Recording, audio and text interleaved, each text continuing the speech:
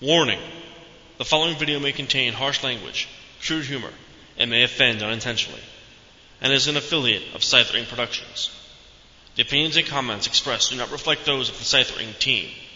All credit and criticism shall be warranted to TWS Productions. Viewer discretion is advised.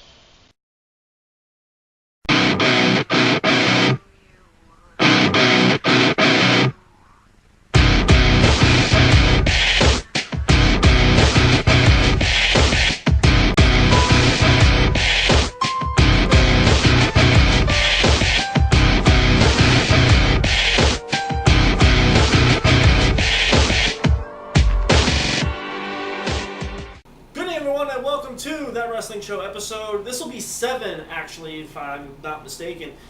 Now, normally we'd be over in another part of the set, another part of the studio, but this episode is dedicated to Monday Night Raw. Now, last week I posted a little video about my initial thoughts, not just on WWE, but on wrestling as a whole.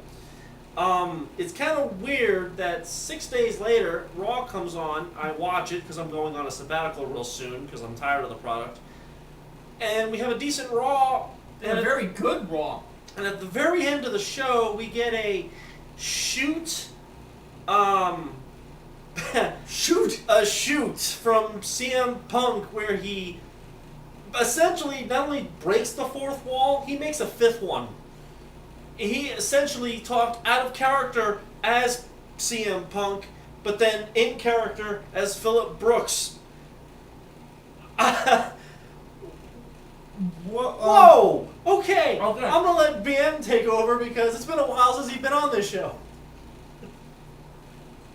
I have never, and I mean never, in the 22 years that I've been watching professional wrestling, I've been watching WWF, WCW, TNA, New Japan Pro Wrestling, and everything in between. I have never, ever, on a live television show, seen a shoot promo of this magnitude. Now, before I get all gung-ho and pro-Punk and all massive SES fan, I'm not drinking out of the collector's cup, Punk. We don't have the collector's cup either. Because Punk wasn't on it. If this is a work, and it turns out that 5 million people are the biggest bunch of sheep in professional wrestling history, I'll buy it. I will gladly be a sheep. If this is a full-on shoot, this is the greatest shoot in the history of professional wrestling. If this is a work, this is the greatest work in the history of professional wrestling. What scares me, or not what scares me, but what shocks me is, first of all, CM Punk, or Phillip Brooks, if you want to call him that now, because I think that's who he was speaking as. I think he was speaking as the Lord God of Wrestling. I think he was talking from Zeus. He was just sending thunderbolt after thunderbolt down on just WWE in general. I mean, I thought I was bad. He just destroyed it. And Raw was great. Well, not great, but Raw was one of the best Raws I've seen in a long time. And this is just like the candle on top of the biggest cake in the world. I couldn't get over it. The first thing that shocks me about this promo, or about CM Punk showing up, I was expecting him to show up during the match. He's wearing a Stone Cold Steve Austin t-shirt. And why is he not wearing a Nexus t-shirt? That's the first thing that gets me.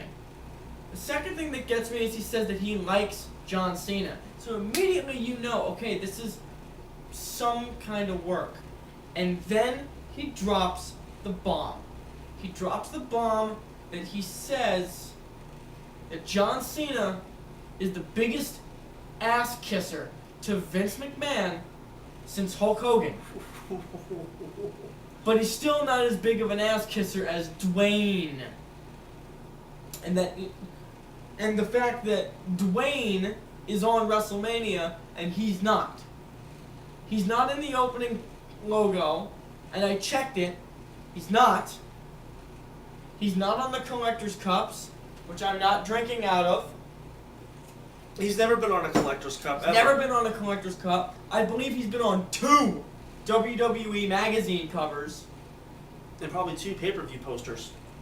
Hell, the I one haven't pay-per-view seen poster, the one pay-per-view poster he was on, he wasn't even at the event. That was Cyber Sunday, the last Cyber Sunday here in Phoenix. That was on his birthday, by the way. Thought I broke that. The fact that he's not on any of the cups, he's not at WrestleMania, and the sheer fact that the same people that are cheering him are still gonna pump money into the machine, so far, he's batting 1,000. He's right on the money with everything he said.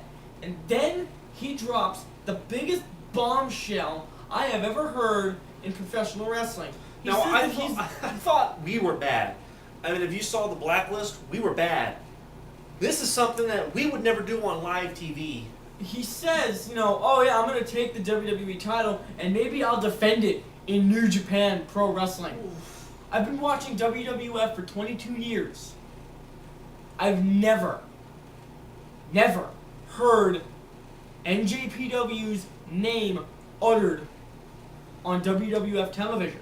He could have said Pro Wrestling Noah, All Japan Pro, All Japan, I've heard. One PW. He could have said just Japan, and that would have got everyone going. He said maybe I'll go back to Ring of Honor, and you can hear half the crowd popping. By the way, the first Ring of Honor TV taping on their new station, which is going to be CW, or My Network 45, is in Chicago. Think about it. Think about that for a minute. And then, that was the biggest bombshell in wrestling history.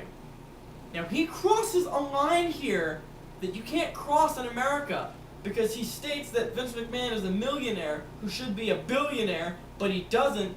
But he's not, because he surrounds himself with douchebags. Now, In America, douchebag was censored, which I didn't know. In America, because he saw a different stream of it. Yes, the feed that I caught was actually a European feed, so nothing was censored. Not one thing was censored. I had no idea that douche was censored. In America, you cannot get away with saying douchebag on live television. You can't. That is one of those words that you cannot say. And then he says something that nobody would ever say in front of millions of people. I wouldn't even say this in front of 20 people. I wouldn't say this in front of 10.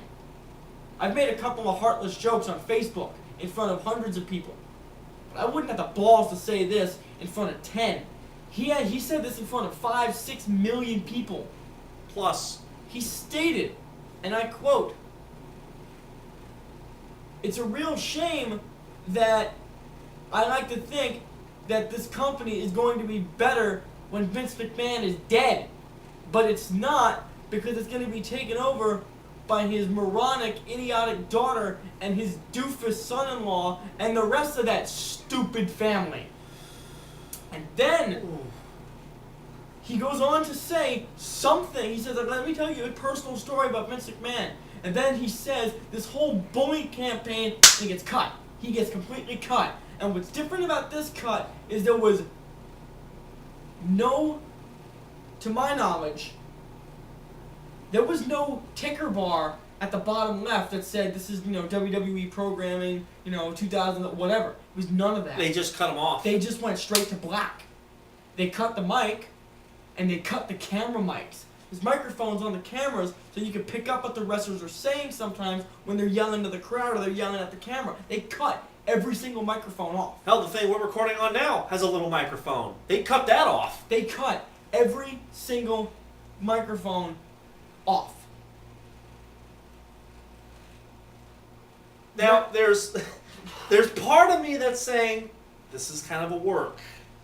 You can't get away with hoping that a company is going to get better when the current owner, who is sitting right behind the curtain, Probably. At this point, he Dies. was.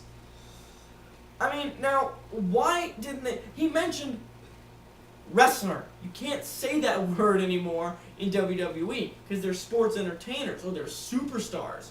He mentions Paul Heyman, which is a big no-no in WWE. And then he mentions Brock Lesnar, who was another big Heyman commodity, who split. And where did he go? To WWE's biggest competition, to UFC. And they're winning.